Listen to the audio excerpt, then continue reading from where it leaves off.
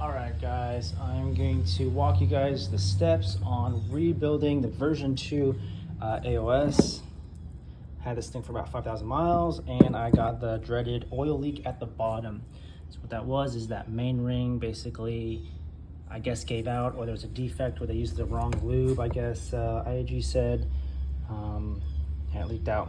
So pretty much this, to get this started, usually it's caked on there or stuck.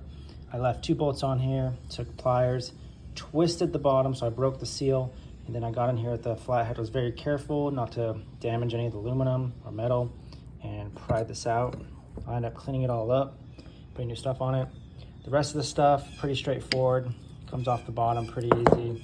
You can see the outline from the discoloration, but it's pretty much sits up like that. There's an O-ring in here. Pretty much take a flathead screwdriver, something small like that, and that's the way to fix that. And then this is the other one.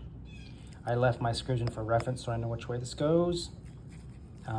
So it's either this seal right here was leaking, or it was this major massive seal ring down below. I haven't seen any tutorial walkthroughs to do this, so I decided to do it myself. Not really too hard.